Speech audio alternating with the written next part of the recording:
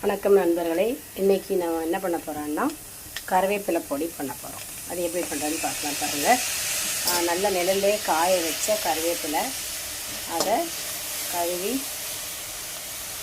எண்ணெய் எதுவுமே விடாமல் நல்லா கிறிஸ்பியாக வந்த வரைக்கும் வறுத்து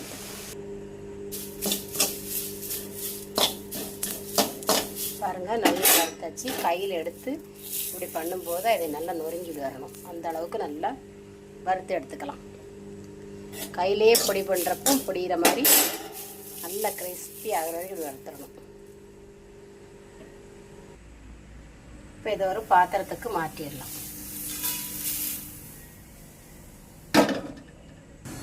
நெக்ஸ்ட்டு அதே பாத்திரத்தில்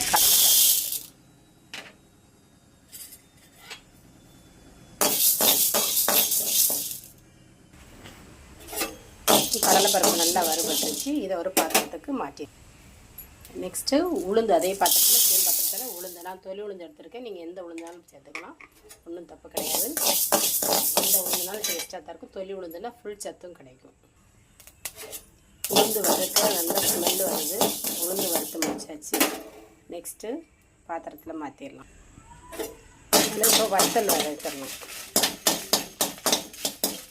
வத்தல் நல்லா கொஞ்சம் நல்லா கிறிஸ்பியாக வர்ற வரைக்கும் நல்லா வறுத்துக்கணும். நெக்ஸ்ட்டு அதோட கொஞ்சமாக புளி சேர்த்துக்கலாம்.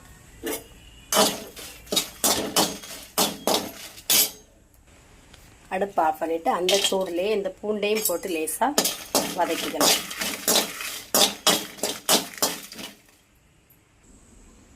கருவேப்பிலை வறுத்தது, உளுந்து வறுத்தது, வத்தல், நெக்ஸ்ட்டு கடலைப்பருப்பு, பூண்டு, கொஞ்சமாக புளி, லாஸ்ட்டாக உப்பு சேர்த்துக்கலாம்.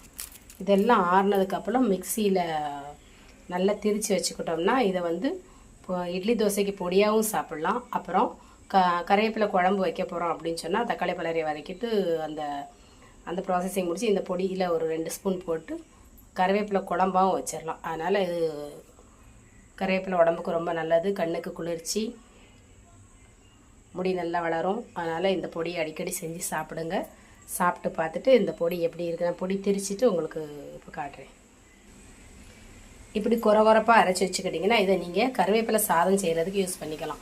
நெய் விட்டு தாளிச்சிட்டு கடுகு, உளுந்தம்பருப்பு, கருவேப்பிலை எல்லாம் நிலக்கடலை எல்லாம் போட்டு தாளிச்சிட்டு இதில் 1 ஸ்பூனு பொடியை அள்ளி போட்டு சாதத்தையும் போட்டு கிளறிட்டிங்கன்னா கருவேப்பிலை சாதம் தயாராகிடும். டக்குன்னு ஒரு கருவேப்பிலை சாதம் செஞ்சு நம்ம பசங்களுக்கு கொடுத்து ஸ்கூலுக்கு அனுப்பிடலாம்.